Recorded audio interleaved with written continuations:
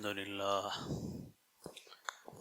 لله نحمده ونستعينه ونستغفره ونؤمن به ونتوكل عليه ونعوذ بالله من شرور أنفسنا ومن سيئات أعمالنا من يهد الله فلا مضل له ومن يضلل فلا هادي له نشهد أن لا إله إلا الله وحده لا شريك له ونشهد أن سيدنا ونبينا ومولانا محمدا عبده ورسوله صلى الله تعالى عليه وعلى آله وأصحابه وأتباعه وأزواجه وذرياته وبارك وسلم تسليما كثيرا كثيرا أما بعد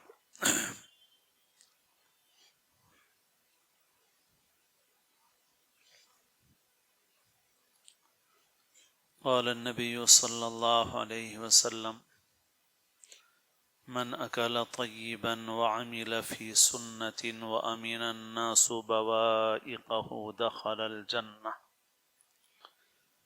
آپ صلی اللہ علیہ وسلم نے ارشاد فرمایا کہ جو آدمی حلال اور پاکیزہ چیز کھائے اور سنت کے مطابق عمل کرے اور اس کی تکلیف اور اس کی شرارتوں سے دوسرے لوگ محفوظ ہوں، وہ جنت میں داخل ہو جائے گا۔ حلال اور پاکیزہ چیز کھائے، سنت و شریعت پر عمل کرے اور اس کی تکلیفوں سے ایذاؤں سے دوسرے لوگ محفوظ رہیں۔ دین کی ساری تعلیمات سے یہ بات سمجھ میں آتی ہے کہ انسان کو اللہ کا حق بھی ادا کرنا ہے اور بندوں کا حق بھی ادا کرنا ہے۔ اس لیے اس کا صرف نیک عمل قابل قبول نہیں ہوتا جب تک کہ وہ بندوں کے حقوق ادا نہ کرے اور کسی پر ظلم نہ کرے۔ اسی لیے شریعت میں حلال کمانے کی بڑی فضیلت اور اہمیت آئی ہے اور اس کا خاص حکم دیا گیا۔ اللہ کے رسول صلی اللہ علیہ وسلم نے ارشاد فرمایا کہ کوئی آدمی اپنے ہاتھ کی کمائی سے جو چیز کھاتا ہے اس سے بہتر کوئی اور چیز نہیں ہے۔ اور یہ بھی فرمایا کہ اللہ کے نبی حضرت داؤد اپنے ہاتھ کی کمائی سے کھاتے تھے۔ حضرت داؤد علیہ السلام باوجود بادشاہ ہونے کے پیغمبر بھی تھے، بادشاہ بھی تھے، مگر وہ اپنے ہاتھوں سے زیرہ بناتے تھے، لوہے کا وہ لباس جو جنگ میں پہنا جاتا ہے، اور پھر اس سے اپنی ذاتی ضرورتیں پوری کرتے تھے۔ اور اسی طرح حدیث شریف میں ہے کہ آپ صلی اللہ علیہ وسلم نے فرمایا کہ اللہ تعالیٰ نے ایمان والوں کو اس چیز کا حکم فرمایا ہے جس کا پیغمبروں کو حکم فرمایا۔ ایمان والوں سے بھی کہا یا ایھا الذین آمنوا کلوا من طیبات ما رزقناکم واشکروا للہ، اور پیغمبروں سے فرمایا یا ایھا الرسل کلوا من الطیبات واعملوا صالحا، اے ایمان والو پاکیزہ چیزیں کھاؤ اور نیک عمل کرو۔ حلال کمائی کمانا، فرمایا کسب الحلال فریضۃ بعد الفریضہ، حلال کمانا ایک اہم فریضہ ہے فرائض کے بعد، یعنی جو عبادتیں فرض ہیں، نماز روزہ، ان کے بعد جو چیز مسلمان کے ذمہ فرض ہے وہ ہے حلال کمانا۔ قرآن مجید میں ارشاد فرمایا یا ایھا الذین آمنوا لا تأکلوا اموالکم بینکم بالباطل، اے ایمان والو آپس میں ایک دوسرے کے مال ناحق طریقوں سے مت کھاؤ۔ حلال کمائی کی بڑی فضیلت اور اہمیت ہے، اور یہ دین کا حصہ ہے، بلکہ ان احادیث شریفہ سے معلوم ہوتا ہے کہ حلال کمائی کے بغیر نیک اعمال کی توفیق نہیں ہوتی، اور حدیثوں میں ہے کہ اللہ تعالی حرام مال سے صدقے کو قبول نہیں فرماتا۔ ان اللہ طیب لا يقبل الا طیبا، اللہ تعالیٰ پاکیزہ ہے، پاکیزہ چیز ہی قبول فرماتا ہے۔ فرمایا ان الخبیث لا یمحو الخبیث، جو چیز ناپاک ہے، گندی ہے، وہ ناپاکی کو دور نہیں کر سکتی۔ جیسے کپڑے پر اگر ناپاکی لگی ہوئی ہے اور اسے دوسری ناپاک چیز سے دھویا جائے تو ظاہر ہے کہ وہ پاک نہیں ہو سکتی، پانی سے دھویا جائے تب پاک ہوگی۔ فرمایا اسی طرح سے صدقہ اللہ کے نزدیک جو گناہوں کو معاف کراتا ہے، بلاؤں اور مصیبتوں کو دور کرتا ہے، وہ صرف وہ صدقہ ہے جو مال حلال سے کیا جائے، پاکیزہ مال سے کیا جائے، گندے مال سے نہیں۔ غرض یہ کہ مسلمان کے لیے ایک اہم عمل ہے حلال کمانا۔ صحابہ کرام رضی اللہ تعالی جو اولین مسلمان تھے، ان میں بیشتر کا مشغلہ تجارت کا تھا، اور خود رسول اللہ صلی اللہ علیہ وسلم نے بھی تجارت فرمائی۔ آپ نے نزول وحی سے پہلے جو زندگی گزاری مکہ مکرمہ میں، اس میں آپ کی صداقت اور امانت کا جو چرچا ہوا وہ آپ کی تجارت کے ذریعے ہوا۔ آپ حضرت خدیجہ رضی اللہ تعالی عنہا کا مال لے کر شام تجارت کے لیے گئے۔ میسرہ نامی غلام ساتھ تھے، انہوں نے آ کر حضرت خدیجہ کو حضور کی تجارت کی تفصیل بتائی اور آپ کے اخلاق کریمانہ کا ذکر کیا، آپ کی سچائی، آپ کی دیانت، آپ کی امانت کا ذکر کیا۔ اور پھر حضرت خدیجہ رضی اللہ عنہا نے یہ بھی دیکھا کہ اس تجارت سے مال میں خوب برکت ہوئی، تو حضرت خدیجہ نے پھر حضور کے لیے رشتہ بھی بھیجا اور رشتے ازدواج میں وہ منسلک ہو گئیں۔ بہرحال آپ کی دینداری، آپ کی دیانت کا علم ان کو کیسے ہوا؟ تجارت کے ذریعے سے ہوا۔ مکے والے بھی جانتے تھے، صحابہ کرام پھر دنیا میں پھیلے، صحابہ کرام جہاد کے لیے بھی گئے، صحابہ کرام تجارت کے لیے بھی گئے، اور بعد کے ادوار میں بہت سے ملکوں میں صحابہ تاجر کی حیثیت سے پہنچے، اور انہوں نے جو تجارت کی وہ تجارت دین حق کی دعوت کا ذریعہ بنی۔ تجارت میں جو سچائی تھی، امانت تھی، اس کو دیکھ کر لوگ متاثر ہوتے تھے، اور پھر اس دین کا تعارف حاصل کرنا چاہتے تھے جس دین کو اختیار کرنے کے نتیجے میں یہ کردار، یہ کیریکٹر پیدا ہوا۔ وہ دیکھتے تھے کہ یہ ایسا تاجر ہے کہ یہ ملنے والے نفع کو چھوڑ دیتا ہے بعد والے نفع کے لیے، اب نقصان کو برداشت کر لیتا ہے بعد والے نقصان سے بچنے کے لیے۔ تو آخر یہ کیسا تاجر ہے جو سامنے کی چیز چھوڑ رہا ہے، سامنے کا نفع چھوڑ رہا ہے، نقصان برداشت کر رہا ہے، اور اس کا یقین اور اعتقاد بعد والے نفع اور نقصان کے اوپر ہے۔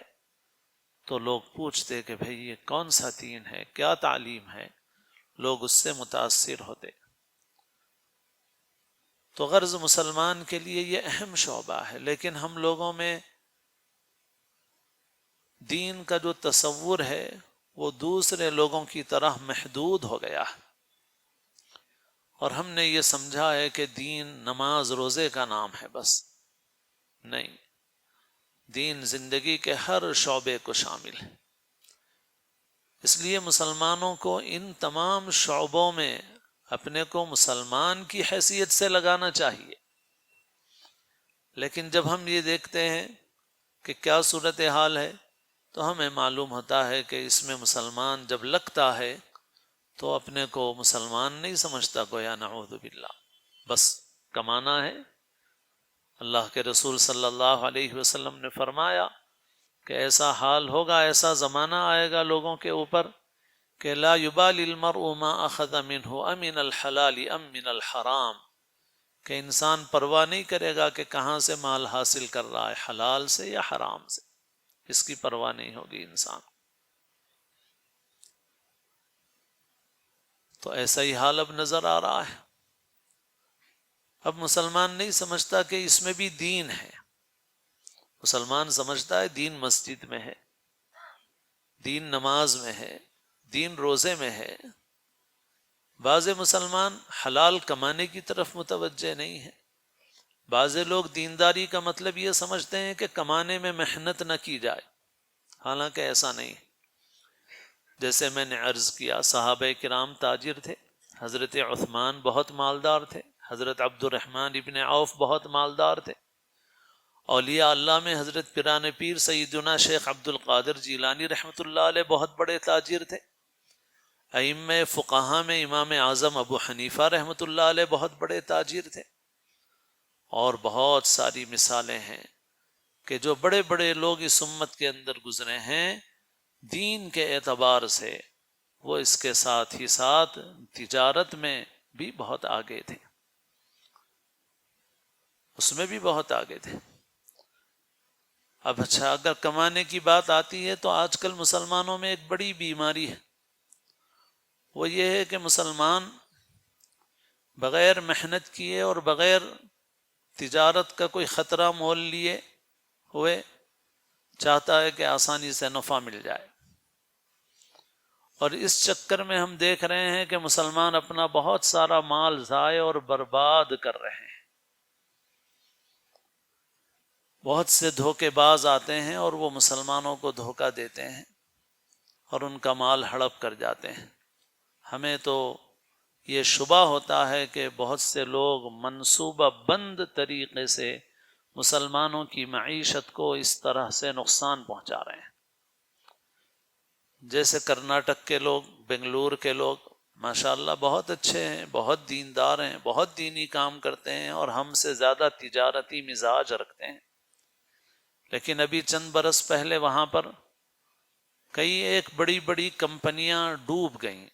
ڈوب کیا گئیں؟ وہ کمپنیاں ہی نہیں تھیں، حقیقت میں فراڈ تھا، اور مسلمانوں کے ہزاروں کروڑ روپے چلے گئے اس کے اندر۔ کیوں چلے گئے بھائی؟ مسلمانوں نے سوچا کہ بھائی یہ کہہ رہے ہیں کہ بھائی ہم حلال طریقے سے آپ کو اتنا نفع دیں گے گھر بیٹھے، تو مسلمانوں نے لگانا شروع کر دیا۔ اور ایسے موقعوں پر بہت سے لوگ دینی شخصیات کا بھی استعمال کرتے ہیں۔ آپ لوگوں کو خود چوکنا چوکس رہنا چاہیے۔ ہم کو کوئی بھی بلائے، دعا کے لیے بلائے تو ظاہر ہے ہم چلے جاتے ہیں۔ کبھی کبھی ایسا بھی ہوتا ہے کہ کوئی فتویٰ پوچھ لیا جاتا ہے تو فتوے میں جو سوال ہوتا ہے اس سوال کا جواب دارالافتاء سے دیا جاتا ہے۔ مثال کے طور پہ ابھی ایک کمپنی میں خود یہاں پر بہت لوگ ڈوبے ہیں اور بہت بڑا سرمایہ گیا ہے ان کا، تو ان لوگوں نے بعض اداروں سے فتوے لے لیے تھے کہ یہ تجارت ایسی ہے کہ ہم بورڈ لگاتے ہیں اور بورڈ کا کرایہ دیتی ہے کمپنی۔ تو اب ظاہر ہے کہ آپ مفتی سے فتویٰ پوچھیں گے کہ بھئی یہ کمپنی کا بورڈ لگانا پڑتا ہے اور وہ اس کے کرایے کے طور پہ ماہانہ 3000 دیتے ہیں، تو جائز ہے نہ جائز ہے؟ تو مفتی بولے گا جائز ہے۔ مفتی کا کام تو جو آپ نے سوال پوچھا وہ اس نے بتا دیا۔ وہ کمپنی صحیح ہے نہیں ہے، کتنی قابل اعتبار ہے، یہ تو مفتی کی فیلڈ بھی نہیں ہے، مفتی کا میدان بھی نہیں ہے، مفتی کہاں سے معلوم کرے گا؟ اب وہ فتویٰ لگا لیا اپنے اور ڈاکومنٹ کے ساتھ اور اس کو چلا دیا۔ لوگوں نے دھڑا دھڑ سرمایہ کاری کی، بھائی حلال نفع مل رہا، اور پھر لاکھوں نہیں، ایک آدمی کے لاکھوں ہوتے ہیں، اور وہ بھی ایسے ہوتے ہیں کہ قانونی کوئی کارروائی نہیں کر سکتے۔ بہت سے لوگ نقد میں دیتے ہیں جو حکومت کے نزدیک کوئی ثبوت ہی نہیں ہے، اور چیک میں دینے کی صورت میں بھی یہاں پر ایسے دھوکے باز بیٹھے ہوئے ہیں جو قانونی طور پہ اپنے کو دیوالیہ اور مفلس ظاہر کر دیتے ہیں، تو کچھ نہیں ملتا آپ کو۔ تو بہرحال اس طرح لگایا، اور بہت سے دینی حلقوں میں بھی لوگوں نے لگایا، بڑی مقدار میں لگایا، اور ہزار کروڑ روپے مسلمانوں کے، بغیر مبالغے کے بول رہا ہوں یہ، کیونکہ بنگلور میں کرناٹک میں جو کمپنیاں ڈوبی ہیں وہ ہزاروں کروڑ کی تھیں، ایک ایک کمپنی 1,000 کی تھی، 500 کروڑ کی تھی، 1,000 کروڑ 500 کروڑ، کس کا تھا؟ مسلمانوں کا پیسہ۔ جب ڈوبے تو پولیس کے پاس جا کے شکایت کرنے کے لیے بھی قانونی گنجائش نہیں تھی، بنیاد نہیں تھی، چیک نہیں تھا، اور اگر آپ کہتے ہیں نقد دیا تو حکومت پوچھتی ہے کہ آپ کے پاس پیسہ کہاں سے آیا، آپ وائٹ پیسہ بتائیے، اور مسلمانوں کو ان معاملات کا بھی کوئی شعور نہیں ہے۔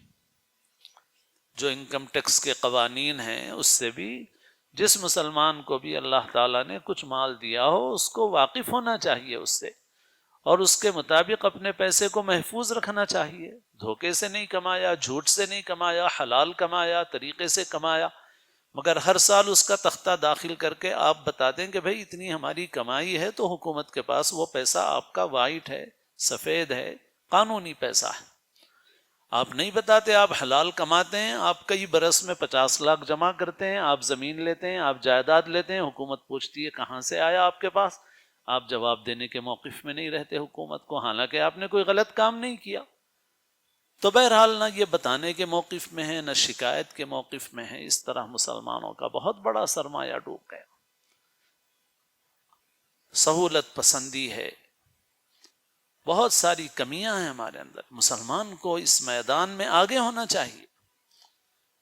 اور بعض برادریاں جن کا میں تذکرہ کرتا رہتا ہوں، کیونکہ اچھی چیز کسی سے بھی سیکھی جا سکتی ہے، خوجے ہیں، بوہرے ہیں، عقیدے اور فکر کے اعتبار سے بنیادی طور پہ شیعہ ہیں اور بالکل ہم سے مختلف ہیں وہ، لیکن تجارت ان کا مشغلہ ہے۔ بعض علاقوں کے لوگوں میں تجارت کا مزاج ہے، جس میں سب سے آگے گجرات کے لوگ ہیں، اور گجرات کے مسلمان پوری دنیا میں بستے ہیں، امریکہ میں ہیں، برطانیہ میں ہیں، ساؤتھ افریقہ میں ہیں، اور جہاں ہیں تجارت کے ساتھ ہیں، دین کے ساتھ ہیں، تعلیمی اداروں کے ساتھ ہیں۔ تو بہرحال یہ ہے کہ مسلمان جو ہے وہ حلال کمائی کی فکر کریں، تجارت کریں، اور تجارت میں محنت کریں، اور جو طریقہ ہے اس طریقے کے مطابق چلیں، بے وقوفوں کی طرح اپنے مال کو ضائع اور برباد نہ کریں۔ غرض یہ کہ دین کی ایک اہم تعلیم، ایک اہم ہدایت حلال کمانا ہے، اور زیادہ کمانے سے منع نہیں کیا گیا۔ زیادہ نہیں کمائے گا تو زکوٰۃ کیسے دے گا، حج کیسے کرے گا، کارہائے خیر میں کیسے حصہ لے گا؟ بس یہ کہا گیا کہ صحیح طریقے سے کماؤ، حلال طریقے سے کماؤ، اور صحیح جگہ پر خرچ کرو، بس یہ حکم ہے شریعت کا۔ اللہ تعالی ہم سب کو اپنے دین کو صحیح طریقے سے سمجھنے کی، دین کا علم حاصل کرنے کی، اس کو صحیح سمجھنے کی، اس پر عمل کرنے کی توفیق نصیب فرمائے۔ اللہ تعالی ہم سب کو اسلام کی زندگی اور اپنے اپنے وقت پر حسن خاتمہ نصیب فرمائے۔